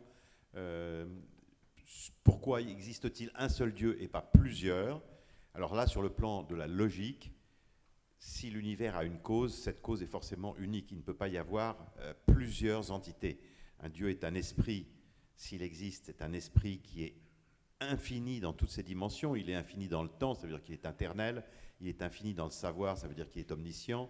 Il est infini dans la puissance, donc il est tout-puissant. Il a créé l'univers. Donc il n'y a pas de place pour plusieurs dieux. D'ailleurs, plus personne ne croit à des dieux. Ceux qui croyaient à plusieurs dieux, c'était des dieux panthéistes, c'est-à-dire des dieux qui étaient à l'intérieur de l'univers. Si on croit à un Dieu qui est extérieur à l'univers, il est forcément unique. Oui, vous voyez, ce qui est très important, c'est les premiers athées étaient des Grecs et des Romains, peu nombreux, Donc Parménide chez les Grecs, et Lucrèce chez les Romains. Et Lucrèce pose un principe qui reprend de Parménide, il dit « ex nihilo nihil ». Ça veut dire du néant absolu, rien ne peut sortir. C'est des athées qui ont réfléchi, qui disent s'il y avait un jour un néant absolu, c'est-à-dire rien du tout, il y aurait toujours rien aujourd'hui. Parce que du néant, rien ne peut sortir. Donc, a contrario, puisqu'il y a quelque chose, ça veut dire qu'il n'y a jamais eu de néant. C'est-à-dire qu'il y a toujours eu quelque chose qui a existé. Et en fait, on a le choix entre deux choses. Soit la matière a toujours existé d'une manière ou d'une autre, soit, si elle a eu un début, c'est qu'il y a un Dieu, c'est la deuxième hypothèse, si vous voulez, un ou plusieurs dieux, mais à la fin, il y a forcément une cause unique, voilà, une cause première de tout ce qui existe. Donc, ce principe est très très fort, et aujourd'hui, si vous voulez, tout le... Alors oui, il faudrait préciser un tout petit peu quelque chose, c'est que, bon, je ne sais pas s'il faut rentrer dans le principe de causalité verticale ou horizontale, Michel va me dire non. Bon, non. Je le fais quand je fais des conférences tout seul, mais bon, il faudra revenir. Parce qu'il y a peut-être d'autres questions. Là-bas. J'en profite pour poser une petite question presque philosophique qui nous vient de Facebook. Si on prouve l'existence de Dieu, est-ce qu'on ne tue pas la foi? C'est intéressant. Alors écoutez, répondons à cette question des internautes via Facebook. Il ne faut pas confondre, c'est souvent le cas, les gens confondent croyance et foi. Voilà. Nous parlons de la croyance en l'existence de Dieu ou en la croyance en l'existence unique de la matière. Donc on croit. La foi, c'est quelque chose de tout à fait différent. La foi, c'est une adhésion. Donc vous pouvez croire à l'existence de quelqu'un sans avoir foi en cette personne. Par contre, si vous avez foi en quelqu'un, il faut que vous croyiez. Donc croire et foi sont deux choses complètement différentes. Et d'ailleurs, on donne souvent cet exemple, c'est que le diable croit à l'existence de Dieu puisqu'il sait bien qu'il existe, donc il croit en Dieu, mais il n'a aucune foi en Dieu. Voilà. Si vous avez la foi, par exemple, dans vos parents, ou dans votre épouse, ou dans un proche, c'est parce que vous avez une confiance, vous avez un affectif, vous avez confiance, etc. Donc la foi, c'est quelque chose qui est proche de la confiance, c'est pas du niveau de la croyance. La question là-bas. Oui, alors déjà merci pour votre ouvrage qui je pense manquait dans le paysage littéraire français. Ma question porte sur le choix de l'angle d'attaque. Vous avez évoqué tout à l'heure, sans le nommer, Jean Philopon qui a abordé la question du commencement par l'argument philosophique, plus tard aussi Al-Ghazali. Et dans le monde anglo-saxon, on appuie beaucoup et la question de l'existence de Dieu se traite beaucoup sur l'angle philosophique. Dans votre ouvrage, vous avez occulté, en tout cas, il n'y a pas de partie significative sur l'angle et les arguments philosophiques. Alors, je voulais savoir si c'était pour des raisons théologiques ou philosophiques. C'est une excellente question qui nous est souvent posée ou opposée, même inconsciemment. Parce que les vraies raisons pour lesquelles les gens croient en Dieu, s'il y a des croyants parmi vous, j'imagine que les raisons pour lesquelles vous croyez sont très rarement des preuves liées à la science ou à la rationalité. Parce qu'il y a beaucoup d'autres raisons de croire. Pourquoi est-ce que ce livre parle pour les 2/3 de science? C'est parce que, comme on l'a montré dans la balance, la science a été le seul discours structuré qui a semblé plaider dans l'autre sens. Parce que toutes les autres preuves sont valables. Les preuves de type intuition fondamentale de l'homme, philosophie, révélation, tout ce que vous voulez, tout ça, c'est des preuves parfaitement valables, qui restent. Mais le seul discours qui semblait plaider dans l'autre sens, c'est le discours scientifique. C'est pour ça qu'on s'est attaché spécialement à montrer que ce discours, la science s'est retournée. Elle a changé de camp. En tout cas, elle plaide vraiment dans l'autre sens. Voilà pourquoi on a un peu négligé les autres preuves. On parle très peu on parle d'un miracle, mais des miracles, il y en a des milliers. On parle très peu de preuves philosophiques, même si on en parle à la page 509, vous pouvez aller voir, on résume quand même les choses. Mais ça fait déjà 550 pages, hein. On ne pouvait pas faire beaucoup plus, hein, quand même, c'est un peu difficile. Hein. Mais il fallait traiter spécialement la science parce que c'était l'argument structuré qui semblait aller dans l'autre sens. Et si cet argument ne va plus dans l'autre sens, alors tout converge. Parce que c'est ça, finalement, à la fin, si vous voulez, la conclusion du livre, c'est que finalement, quand on ouvre des dossiers différents et indépendants, on trouve qu'il y a un faisceau de preuves qui sont fortes, qui sont indépendantes, qui sont rationnelles, qui convergent et qui, à la fin, conduisent, à notre avis, à une forme de certitude au-delà de tout doute raisonnable. Voyez. Donc, et cette idée que Dieu peut être prouvé, qui est retrouvée après une sorte de parenthèse de la science, contrairement à ce qu'on pense, c'était une idée qui était partagée dans le passé par tout le monde. C'est pas très nouveau, si vous voulez. C'est quelque chose on retrouve ce que l'humanité a toujours cru dans le passé. Alors avant de prendre une autre question, je vais reformuler une question qui nous est arrivée par Facebook, où on nous demande est-ce qu'il y a eu des réticences de scientifiques à parler de ce sujet. Alors ce n'est pas proprement parler un livre d'entretien, mais la logique voudrait, de ce que vous démontrez, qu'il y ait de plus en plus de scientifiques qui soient croyants. Est-ce que c'est le cas ou pas? Alors, il y a un chapitre sur les statistiques de croyances des grands scientifiques. Je ne vais pas m'étaler beaucoup, mais ce qui est intéressant, c'est que le plus grand sondage sur les croyances des scientifiques a été fait par un très grand institut de sondage qui s'appelle le Pew Research Center. Il est très récent, en plus de ça, il a 10 ou 15 ans seulement, et on voit que les scientifiques jeunes sont plus croyants que les scientifiques âgés. Donc il est possible, je n'en suis pas certain bien sûr, mais il est possible que ce soit un début de renversement de tendance.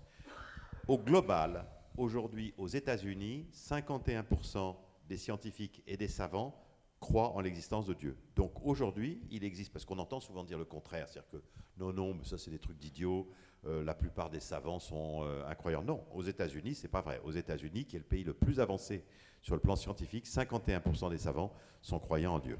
Il y a quelque chose de très important, c'est la démarche de Wilson. Vous voyez, Wilson était non-croyant, agnostique, enfin plutôt tendance athée. Et il dit, voilà... Wilson, prix Nobel, qui a préfacé le votre prix ouvrage. Nobel qui a préfacé effectivement le livre. Et il dit, j'ai fait cette découverte et je reconnais aujourd'hui qu'effectivement, dans mon silo, c'est-à-dire sur la question unique que je regarde, effectivement, si vous croyez à la tradition judéo-chrétienne, à la Genèse, ça colle parfaitement. Mais si vous regardez les choses sous un seul angle, sur un seul domaine, et c'est ce qu'il veut absolument faire, il veut rester absolument physicien et que sur ce domaine, vous pouvez toujours imaginer qu'il y a une hypothèse, quelque chose que vous n'avez pas vu, et donc c'est moins sûr. Or, le véritable argument, c'est le faisceau de preuves indépendantes. Donc les scientifiques aujourd'hui, souvent, sont dans un seul domaine qui scrutent de manière tout à fait spécialisée. Et quand vous allez... Alors, la plupart des questions qui sont étudiées en sciences, si vous faites de la mécanique des fluides, de la résistance des matériaux, ça n'a aucun impact sur Dieu. Il y a quelques petits domaines qui ont un impact sur Dieu. Et on a dans le livre des dizaines et des dizaines de citations de scientifiques qui, à l'intérieur de leur science, sont amenés à parler de Dieu comme au moins une hypothèse très sérieuse. Mais si vous regardez qu'un seul domaine, vous serez jamais... c'est beaucoup moins convaincant que de regarder l'ensemble du donné du monde réel et d'accepter d'ouvrir l'ensemble du donné. Je dis toujours, les athées nous reprochent, ils disent c'est impossible de prouver l'inexistence de Dieu, c'est à vous les croyants de prouver que Dieu existe. Et en fait, ils ont raison. C'est impossible de prouver l'inexistence de Dieu. Comme des extraterrestres, vous ne pouvez pas prouver l'existence d'extraterrestres. Mais ça veut dire que la discussion entre les athées et les croyants doit se passer sur le terrain de ceux qui apportent les preuves, c'est-à-dire pour voir si elles sont valables ou pas. Et c'est là que c'est intéressant parce que le livre, mais le livre c'est limité, si vous regardez la page 46, il y a plein de domaines qu'on a, comme disait Michel-Yves, il y a 500 pages déjà. On aurait pu traiter des EMI, du beau, des exorcismes, des prophéties, de quantité d'autres miracles. Il y avait plein de choses. Mais déjà, les preuves qu'on apporte sont un domaine sur lequel on demande aux gens de se positionner, parce que s'il y en a une seule qui est vraie, Dieu existe. Donc c'est le faisceau d'indices qui est parlant. Et si vous êtes un scientifique et que vous travaillez que dans un seul domaine, ça va être difficile d'être complètement convaincu. Question dans la salle, monsieur. Oui. Nous parlons de notre univers, mais nous savons que notre univers n'est pas unique. Et dans d'autres univers, y a-t-il le même Dieu ? Alors, non, personne ne sait s'il y a d'autres univers. Il y a notre univers, il y a des gens qui font l'hypothèse qu'il y en a d'autres, mais il n'y a pas le moindre indice, pas le moindre argument, pas la moindre preuve qu'il y ait d'autres univers. Et d'ailleurs, s'il y a d'autres univers, on ne le saura probablement jamais. Que ce soit des univers antérieurs, c'est-à-dire des univers antérieurs à nous, ou des univers futurs, ou bien des univers parallèles, comme on avait vu les grosses bulles qui se promenaient dans le... On n'en saura jamais rien. Alors, il y a quand même des recherches. Il y a quand même des recherches. Pardon ? Il y a quand même des recherches qui sont faites sur le multivers et sur le fait de trouver des indices dans le rayonnement fossile qui pourraient démontrer qu'avant cet univers, il y a... Alors, il y a un livre que je vous conseille, qui s'appelle « Rien ne va plus en physique » de Lee Smolin, Lys Moline raconte qu'effectivement, sur ces théories des multivers, on travaille depuis 40 ans. Enfin, il a écrit le livre dans les années, ça doit faire 50 ans maintenant. Et il critique beaucoup cette démarche parce qu'il dit, en fait, c'est une démarche qui, depuis 40 ans, n'a produit aucune hypothèse, aucune donnée du monde réel, rien de quantifiable. Et ça reste un domaine ultra spéculatif, sans doute à jamais invérifiable, et dans lequel il n'y a pas la moindre donnée du monde réel, il n'y a pas la moindre prévision, il n'y a pas le moindre consensus scientifique pour étayer cette thèse du multivers, si vous voulez. Donc voilà, encore une fois, ce n'est pas impossible. Et si jamais il y avait des multivers, Dieu pourrait tout à fait avoir créé par les multivers. Ça invaliderait en rien. C'est ça, c'est que ça n'invalide rien. Non. J'ajouterai un point, c'est que vous trouverez dans le chapitre, il y a un chapitre qui est des citations de grands savants, donc essentiellement des prix Nobel. Et il y a plusieurs citations sur ce point-là. Vous pourrez regarder dans ce chapitre-là de très grands savants ce qu'ils disent des multivers. Ils appellent ça l'hypothèse désespérée des athées, parce qu'effectivement, si vous voulez être athée, vous êtes obligé de croire à ça. Et aujourd'hui, il n'y a aucun élément scientifique d'aucune sorte pour étayer cette thèse. Aucun élément fort, effectivement. Autre question ? Oui. Alors, plus probable que le multivers, c'est le royaume des cieux. Et vous avez parlé de surnaturel, mais vous revenez évidemment sur la matière parce que c'est votre thèse, votre travail. Est-ce que vous n'êtes pas tenté avec une certaine méthode, sans que ce soit scientifique, de faire un deuxième tome sur des connaissances un peu structurées sur le monde invisible, les êtres qui le peuplent, les phénomènes qui ont été vécus par des personnes? Écoutez, je vous répondrai très volontiers à ça. C'est que Olivier et moi, si il y avait l'intérêt, si nous avions le temps, il y aurait matière à écrire 500 pages de plus. Olivier a cité quelques sujets qui sont très intéressants. Le premier sujet, c'est effectivement, qui va un peu dans votre domaine, c'est des expériences qui sont multipliées de near-death experience, expérience de mort imminente, donc des gens qui sont quasiment morts, qui sont sortis de leur corps, qui sont revenus. Il y a aujourd'hui des centaines d'expériences, il y a des centaines de livres sur le sujet. C'est un sujet qui est très intéressant. Bon, on n'a pas écrit une page là-dessus. Il y a aussi il y a des tas d'autres sujets. Mais il y a deux raisons pour lesquelles nous ne les avons pas traités. La première, c'est que le livre est assez gros comme ça. Ça, c'est vraiment une première raison. Et la deuxième, c'est que si un lecteur n'est pas convaincu par toutes les preuves qui sont dans la balance, comme on a vu la balance, par tout ça, c'est pas parce qu'on rajoutera 3, 4, 5 chapitres de plus qu'il le sera plus. Voilà. Je vais quand même vous faire une petite anecdote amusante, parce qu'effectivement, on a eu des débats avec Michel Yves sur qu'est-ce qu'on garde, qu'est-ce qu'on prend. Il y avait plein de miracles aussi qu'on aurait pu prendre, autres. À un moment, Cédric Villani, vous voyez qui c'est? Cédric Villani, c'est une personne qui est mathématicien, il est athée, et il discutait avec je ne sais plus qui exactement, et à un moment, quelqu'un lui dit, il affirmait une position athée, et à un moment, il y a quelqu'un qui lui dit Ramanujan, et il répond, ah oui, là j'ai un problème. Alors, je vous dis en deux mots ce qui est Ramanujan. Ramanujan, c'est un mathématicien indien qui avait aucune formation universitaire, et qui a pondu 3000 théorèmes de mathématiques extrêmement compliqués, dont celui-là, qui donne la formule de pi, les décimales de pi jusqu'à l'infini. Et alors, les gens disaient, mais... alors, d'abord, les gens, au départ, ne le croyaient pas, mais maintenant, on sait que sur les 3000 théorèmes, il y en avait au moins 2800 qui étaient vrais, qui ont été démontrés des dizaines d'années après. Et il a sorti des formules de mathématiques comme ça, celle-là a été démontrée, si vous voulez. Et quand on lui demandait comment est-ce que ça se passait, il disait c'est Dieu qui m'a donné ça. Alors ça c'est pareil, ça ferait un cas intéressant à examiner en plus. Comment vous pouvez imaginer que d'un point de vue rationnel, dans la thèse Dieu n'existe pas, que quelqu'un se mette à sortir des vérités pareilles? Vous voyez? Alors c'est un exemple de choses qu'on n'a pas traitées, mais il y en a une foultitude. Mais comme dit Michel Yves, on se disait finalement, vous savez, Jésus, il dit à un moment, même si quelqu'un ressuscite d'entre les morts, ils ne seront pas convaincus. Si on n'est pas convaincu avec une série de preuves qui sont quand même, à notre avis, très fortes, ou si vous trouvez des solutions sur Fatima ou sur d'autres choses, venez nous le dire. Et puis comme ça, on fera des annexes. Voilà. Alors on va prendre encore deux questions, parce qu'il y a une jeune femme qui lève la main depuis tout à l'heure. On prend les deux dernières questions, et puis après, on va conclure. Je voulais vous demander, est-ce que vous pensez-vous que l'histoire elle a déjà été écrite en avance par Dieu? Et si oui, est-ce que c'est possible de le prouver pour vous? Alors là, cette question, on vous remercie, mais elle sort complètement du sujet du livre. C'est-à-dire que nous sommes là pour dire qu'est-ce qui montre, qu'est-ce qui prouve qu'il y a un Dieu créateur ou qu'est-ce qui prouverait qu'il n'existe pas. Donc vous vous demandez une question sur l'histoire est-elle écrite d'avance, est-elle prédéterminée? Bon, pour les chrétiens, comme vous le savez, nous sommes libres, donc le futur n'est pas écrit, même si Dieu peut le connaître. Mais ça ne fait pas partie de notre livre. Autre question? Non? Oui, allez-y. Ah, pardon. Ça marche? Ça marche. Alors en fait, est-ce que vous pourriez faire un lien entre la matière et l'esprit?